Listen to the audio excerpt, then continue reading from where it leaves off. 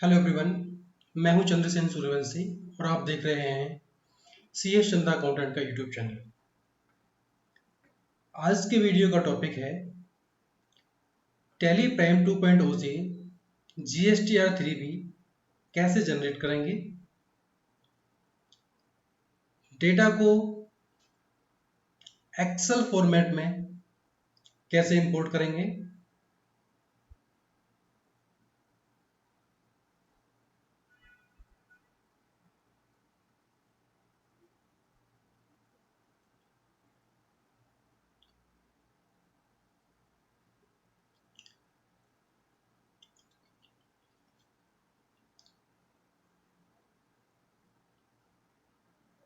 Hello everyone. मैं हूं चंद्रसेन सूर्यवंशी। आप देख रहे हैं CS चंद्रा अकाउंटेंट का यूट्यूब चैनल। आज की वीडियो का टॉपिक है टैली प्राइम 2.0 से GSTR3B रिपोर्ट कैसे जनरेट करते हैं, डेटा को जेसन फॉर्मेट में कैसे एक्सपोर्ट करेंगे और GST पोर्टल पर कैसे अपलोड करेंगे। GST समरी का एक रिव्यू करेंगे। तो आइए जानते हैं किस तरीके से रिटर्न फाइल की जाएगी। रिटर्न फाइल करने के लिए टैली सॉफ्टवेयर पर चलते हैं। ये हमारे सामने स्क्रीन आ गई है। Tally ERP9 gateway of tally, ये गेटवे ऑफ टैली की स्क्रीन है। यहाँ से आप GSTR3B में एंटर कर सकते हैं। उसके लिए दो ऑप्शन हैं, या तो डायरेक्टली आप Alt G का इस्तेमाल करते हुए गो टू में जाएंगे, या फिर आप डिस्प्ले के थ्रू एक लेंथी प्रोसेस फॉलो कर सकते हैं। बट अभी हम यहाँ पे एक जो एडवांस फीचर है इनका गो टू का, उसका इस्तेमाल करेंगे। तो यहाँ पे हम Alt G प्रेस करते हैं। Alt G प्रेस करने के बाद एक सर्च बार ओपन हो गया है। यहाँ पे हम GST टाइप करेंगे। इसमें जैसे हम GST टाइप करेंगे तो ये GST से रिलेटेड जितनी भी रिपोर्ट होंगी डिस्प्ले करेगा। उसमें से जो भी रिपोर्ट आपको सेलेक्ट करनी है वो कर सकते हैं। मुझे यहाँ पे GSTR3B की रिक्वायरमेंट है, तो मैं GSTR3B को सिलेक्ट करके ओपन करता हूँ। यहाँ मेरे सामने GSTR3B की रिटर्न ओपन हो गई है। आप देख सकते हैं इसके अंदर कुछ टेक्स्ट भी चेंज हुए हैं, कुछ वर्डिंग चेंज हुई है, कुछ इसके अंदर ऑप्शन भी चेंज हो गए हैं और एक पर्टिकुलर फॉर्मेट इसका जो है निकल के आया है। तो हम बात कर लेते हैं GSTR3B की। तो ये अगस्त की GSTR3B है। 1 अगस्त से 31 अगस्त तक का इसमें डेटा जो है मेंशन किया है। और यहाँ पे जो पहला सेक्शन है हम बात करते हैं, तो वो पर्टिकुलर सेक्शन है जो GST समरी को जो है शो करता है। तो GST समरी के लिए जो पहला इन्होंने ऑप्शन दिया है वो टोटल वाउचर का है, जो रिफ्लेक्ट करता है, डिस्प्ले करता है आपके टोटल नंबर ऑफ वाउचर को, जो कि यहाँ पे 87 शो किए गए हैं या डिस्प्ले हुए हैं। दूसरा जो कॉलम है वो इंक्लूडेड इन रिटर्न है। तो ये रिफ्लेक्ट करता है जो ट्रांजैक्शन रिटर्न्स में इंक्लूड की गई है। हमारे केस में वो 17 है। नेक्स्ट जो कॉलम आता है वो पार्टिसिपेटिंग इन रिटर्न टेबल। तो ये उन ट्रांजैक्शंस को डिस्प्ले करेगा जो रिटर्न्स में पार्टिसिपेट कर रही हैं या रिटर्न में इंक्लूड की गई हैं। नेक्स्ट टेबल है no direct implication return table. तो यहाँ पे ये 0 है। इसमें वो ट्रांजैक्शन डिस्प्ले की जाएंगी जो ट्रांजैक्शंस बुक्स एंट्री के तौर पे एंटर की गई हैं, बट उनका GST पे किसी भी तरीके का कोई इम्पैक्ट नहीं आया है। तो हमारे केस में भी वो 0 है। अब बात करते हैं not relevant in this return. Not relevant in this return में वो ट्रांजैक्शन डिस्प्ले होती है जो ट्रांजैक्शंस बैंकिंग से रिलेटेड है, यानी कि जो एक्सक्लूडेड ट्रांजैक्शंस हैं, जो जिनको रिटर्न्स में इंक्लूड नहीं किया गया है, एक्सक्लूडेड ट्रांजैक्शंस हैं, वो ट्रांजैक्शन यहाँ पे डिस्प्ले होती है। नेक्स्ट जो आता है अनसर्टेन ट्रांजैक्शन एक्शन नीडेड, ये 0 ही रहना चाहिए। बट यहाँ पे वो ट्रांजैक्शन रिफ्लेक्ट होने लगती हैं जिनमें किसी तरह का कोई मिसमैच है, कोई एरर है और उनको करेक्ट करने की नीड है। तो आप वो ट्रांजैक्शन यहाँ पे डिस्प्ले होंगी और उन ट्रांजैक्शन को आप करेक्ट कर सकते हैं। अब बात करते हैं टेबल वाइज रिपोर्ट की। तो टेबल वाइज रिपोर्ट को डिस्कस करने के लिए हम आते हैं टेबल नंबर 3.1 पे। टेबल नंबर 3.1 में वो अमाउंट डिस्प्ले किए जाते हैं जो आउटवर्ड सप्लाई से रिलेटेड है। जैसा कि यहाँ पे मेंशन किया हुआ है, outward supply and inward supply liable to reverse charge. मतलब ऐसी सप्लाई जो आउटवर्ड है और जो लायबल टू रिवर्स चार्ज है। मतलब आपने अगर किसी इनवर्ट सप्लाई किसी ऐसे अनरजिस्टर्ड पर्सन से ली है जो जीएसटी में आपको टैक्स चार्ज नहीं कर सकता, यानी अनरजिस्टर्ड पर्सन वो है जो आपको टैक्स चार्ज नहीं कर सकता, जो जीएसटी में रजिस्टर्ड नहीं है। अगर ऐसे किसी पर्सन से आपने कोई सप्लाई ली है तो वो टेबल नंबर 3.1 में शो करेंगे, और जो भी आउटवर्ड सप्लाई आपकी होगी वो भी टेबल नंबर 3.1 में शो करेगी। तो इसको सेक्शन वाइज एक बार चेक कर लेते हैं। टेबल नंबर 3.1 के ए कॉलम के अंदर ए सेक्शन में जो आता है outward taxable supply other than zero rated, nil rated and exempted, यानी कि जीरो रेटेड, नील रेटेड और एग्जम्प्टेड को छोड़ के बाकी जो आउटवर्ड सप्लाई है वो यहाँ पे टेबल नंबर 1 के एक कॉलम में शो करेंगे। दूसरा यहाँ पे बी कॉलम की बात करते हैं तो आउटवर्ड टैक्सेबल सप्लाई है जो कि जीरो रेटेड को यहाँ पे डिस्प्ले करने के लिए दिया हुआ है। सी कॉलम की बात करते हैं तो outward taxable supply, nil rated और एग्जम्प्टेड अमाउंट जो भी होगा आपका सप्लाई का वो यहाँ पे डिस्प्ले करेगा। और जो डी कॉलम दिया हुआ है वो इनवर्ट सप्लाई के लिए है, लायबल टू रिवर्स चार्ज। ऐसी कोई सप्लाई जो अभी जो मैंने डिस्कस किया है कि अनरजिस्टर्ड पर्सन से हमने परचेज की है और उस पर आरसीएम अट्रैक्ट करता है, तो उसको हम डी कॉलम में डिस्प्ले करेंगे।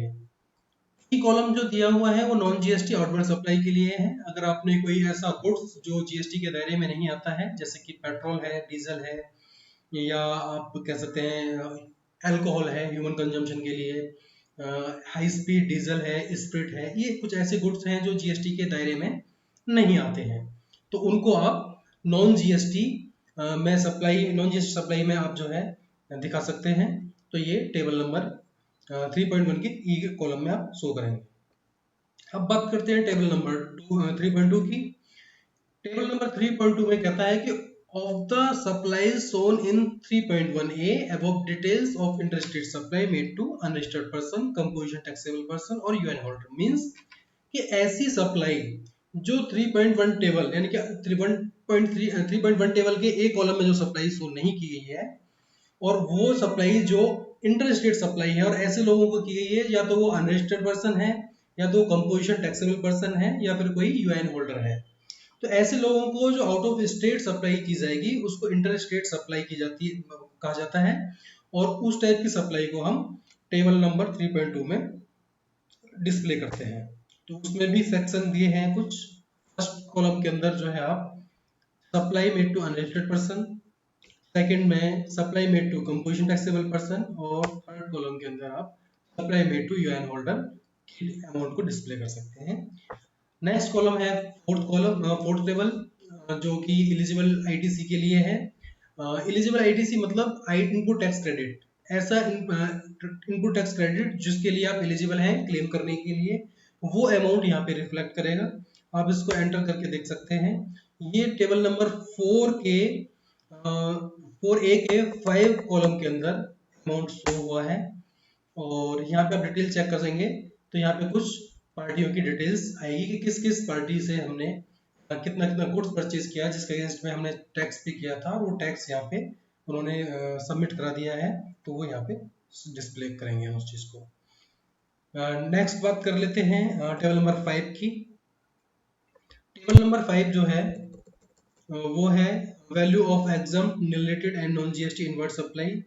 ऐसी सप्लाई जो जीएसटी के दायरे में नहीं आती है, या तो रिलेटेड है या फिर एग्जम्प्टेड है, तो वो सप्लाई भी हमने यहाँ पे शो की है। जो कुछ सप्लाई है जो एग्जम्प्ट है, और कुछ सप्लाई है जो नॉन जीएसटी है। जैसे हमने आगे टेबल नंबर 3.1 में कुछ अमाउंट शो किया हुआ है, डीजल हमने सेल आउट किया है और यहाँ पे हमने उसको बाय किया है इनवर्ट सप्लाई के अंदर, तो नॉन जीएसटी इनवर्ट सप्लाई में हमने शो किया है इसको। नेक्स्ट बात कर लेते हैं टेबल नंबर 5.1, जो कि interstate and let fees payable के लिए है। अगर किसी भी तरीके का को आपके ऊपर इंटरेस्ट चार्ज किया है, या कोई लेट फीस आपके ऊपर इम्पोज की गई है, तो वो अमाउंट को आप यहाँ रिफ्लेक्ट कर सकते हैं जो आपको पे करना है अपनी रिटर्न्स के अंदर। तो वो जीएसटी में रिफ्लेक्ट करने के लिए आपको जर्नल एंट्री के थ्रू वो शो कर सकते हैं। Reverse charge liability and input credit to be booked, ये कॉलम है। अगर आपको किसी तरीके का कोई आईटीसी जो बुक करना है जो कि रिवर्स चार्ज के केस में है, तो उसको यहाँ डिस्प्ले कर सकते हैं। इम्पोर्ट सर्विस का डिस्प्ले कर सकते हैं और input tax credit to be book जो है वो यहाँ पे आपको शो करने को मिलेगा। अमाउंट ऐसा कोई अनएडजस्टेड है जो परचेज के अगेंस्ट में आपको एडजस्ट करना था बट आप नहीं कर पाए हैं, तो उसको यहाँ शो कर सकते हैं। और ऐसा अमाउंट जो परचेज के अगेंस्ट में अपने अगेंस्ट में जो दिया हुआ है जो पीरियड प्रीवियस पीरियड का है उसको आप यहाँ रिफ्लेक्ट कर सकते हैं। इसी तरीके से ये कंप्लीट प्रोसेस जीएसटी का हो जाता है, जिसमें आप चेक करेंगे कि किस तरीके से आपको अपने अमाउंट किस टेबल में शो करने हैं। तो ये तो एक कंप्लीट ओवरव्यू हो गया है जीएसटी का, किस टेबल में कौन सा फिगर आपको जो है शो करना है। तो अब बात कर लेते हैं एक्सपोर्ट की, डेटा को एक्सपोर्ट कैसे करना है। तो डेटा को एक्सपोर्ट करने के लिए यहाँ पे ऑल्ट ई का शॉर्टकट की हम फॉलो करेंगे। और अगर हमें ये एक्सेल में चाहिए तो हम यहाँ पे करंट पे क्लिक करेंगे और यहाँ पे कुछ एक पर्टिकुलर्स हमारे सामने आ गए हैं। अगर हम चाहें तो एज इट इज इसको सेंड कर सकते हैं। अगर हमें फॉर्मेट चेंज करना है, कुछ भी कन्फिगर करना है, तो हम बैक जाएंगे और बैक जाके इस पे एंटर प्रेस करेंगे तो यहाँ पे कुछ ये ओपन हो जाएगा। और अगर हमें कुछ भी चेंजेस करने हैं तो हम यहाँ पे चेंजेस कर सकते हैं। जैसे text type in separate column yes रखूंगा मैं। नेक्स्ट, अगर ये आपको रिपोर्ट डिटेल में चाहिए तो आप इसको डिटेल कर सकते हैं। उसके बाद में फॉर्मेट आपको किस टाइप का चाहिए, फॉर्मेट आप एक्सेल में लेना चाहते हैं, एक्सएमएल में लेना चाहते हैं, तो उसके लिए यहाँ सेलेक्ट कर सकते हैं। मुझे एक्सेल की रिक्वायरमेंट है तो मैं एक्सेल सेलेक्ट करूंगा। और उसके बाद हम जो है नेक्स्ट पे चलते हैं। अपडेटिंग एग्जिस्टिंग फाइल यस मैं इसको रखूंगा। एक्सपोर्ट टू लोकल ड्राइव, और जो फोल्डर पाथ जहाँ पे मुझे एक्सपोर्ट करना है किस फोल्डर में करना है वो यहाँ पे मैं दे सकता हूँ। बाय डिफॉल्ट इन्होंने डेटा का पाथ लिया हुआ है, मैं यहाँ से इसको चेंज कर सकता हूँ। मैं स्पेसिफाई पाथ लूंगा यहाँ पे, तो एंटर में प्रेस करके और उसको यहाँ पे पेस्ट कर दूंगा। पेस्ट करने के बाद में एंटर प्रेस करते हुए आगे बढ़ जाऊंगा और नेक्स्ट यहाँ पे GST मेरी फाइल का नाम आ गया है और इसको एक्सेप्ट करते हुए उस फाइल को सेंड कर देंगे। तो ये मेरी फाइल सेंड हो रही है और एक्सपोर्ट हो रहा है मेरा एक्सेल में सारा डेटा। आप ये देख सकते हैं रो अपडेट हो रही है, इसके अंदर सारा डेटा कुछ एक सेकंड का टाइम लगेगा और ये अपलोड होके एक्सपोर्ट होके मेरे सामने आ जाएगी। तो ये एक्सेल में ओपन हो गया है डेटा, आप चेक कर सकते हैं। अगर किसी भी तरीके का कोई भी चीज़ समझ नहीं आई वो आप मेरे से नेक्स्ट वीडियो के कमेंट में पूछ सकते हैं। और इस तरीके से हमारा डेटा जो है एक्सपोर्ट हो चुका है। हमने यहाँ पे GST R3B को जनरेट कर लिया है और डिटेल वाइज किया है। आप एक एक टेबल को एक एक अमाउंट को यहाँ पे देख सकते हैं। नेक्स्ट जो हमारा स्टेप है वो है कि अब इसको डेटा को जेसन फॉर्मेट में कैसे एक्सपोर्ट करें। तो जेसन फॉर्मेट में एक्सपोर्ट करने के लिए हमें फिर से ऑल्ट ई का शॉर्टकट की फॉलो करना है। और यहाँ पे अब हमें पहले हमने करंट क्लिक किया था, अब हम करेंगे ई रिटर्न पे।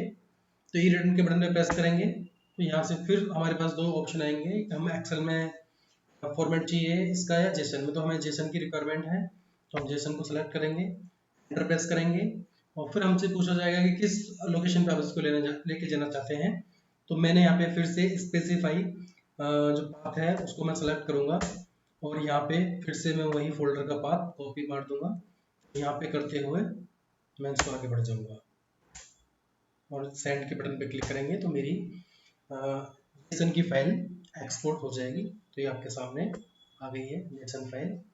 तो दोस्तों इसी तरीके से GST R3B को जनरेट कर सकते हैं, डेटा को जेसन फॉर्मेट में एक्सपोर्ट कर सकते हैं और उसको एनालिसिस भी हम प्रॉपर वे में कर चुके हैं कि किस तरीके से हमें किस टेबल में कौन से अमाउंट रिफ्लेक्ट करने हैं, कौन से ट्रांजेक्शन कहाँ पे रिफ्लेक्ट हो रहे हैं, कौन सा अमाउंट कहाँ से पिक किया है इन्होंने। तो सारा कुछ हमने और एक ओवरव्यू लिया है इसका। और अब बात करते हैं कि इसको अपलोड करने के लिए अपलोड कैसे किस तरीके से कर सकते हैं। तो उसका एक सिंपल सा स्टेप है, आपको डायरेक्टली या यहाँ पे एक बटन दिया हुआ है, यहाँ से भी जा सकते हैं। ओपन जीएसटी पोर्टल का ये बटन है, ऐसा आप इस पर क्लिक करेंगे तो कुछ एक सेकंड में एक ब्राउजर ओपन हो जाएगा और उस ब्राउजर को वो डायरेक्टली ब्राउजर जो है आपको जीएसटी के पोर्टल पे लेके जाएगा। तो यहाँ पे जो भी बाय डिफॉल्ट आपने ब्राउजर सेलेक्ट किया होगा वो कुछ सेकंड में यहाँ पे ओपन हो जाएगा और आपको लॉगिन के पेज पे लेके आ जाएगा। देखिए जैसे यहाँ पे ये लॉगिन पेज पे लेके आ गया है। यहाँ पे जो भी आपके पास यूजर आईडी पासवर्ड जो भी है आपके पास में वहाँ पे मेंशन करेंगे। आप यहाँ पे अपना यूजर नेम डाल सकते हैं, पासवर्ड मेंशन करेंगे, लॉगिन पे क्लिक करेंगे और आप अपना GSTR3V की फाइल को अपलोड कर सकते हैं, अपना जो भी पीरियड आपको दिया हुआ है। तो फाइल करने का जो प्रोसेस है वो मैं नेक्स्ट वीडियो में आपको बताऊंगा, क्योंकि वीडियो की लेंथ बहुत ज़्यादा हो जाएगी। तो इस वीडियो को मैं यहीं पे एंड करता हूँ और आशा करता हूँ कि जो भी जानकारी मैंने इस वीडियो में दी है आपको अच्छे से समझ आई होगी। अगर किसी भी तरीके का कुछ भी आपको कंफ्यूजन है या कोई भी आपका सुझाव है इस वीडियो से रिलेटेड या टैली प्राइम से रिलेटेड, तो आप मेरे को कमेंट बॉक्स में दे सकते हैं। और इसी टाइप की यूजफुल और नॉलेजेबल प्रैक्टिकल वीडियो के लिए आप देखने के लिए आप हमारा यूट्यूब चैनल सब्सक्राइब कर सकते हैं, बेल का आइकन को प्रेस कर सकते हैं और अपना इस वीडियो को ज़्यादा से ज़्यादा शेयर करें, लाइक करें और हमेशा हमारे चैनल के साथ बने रहें। धन्यवाद।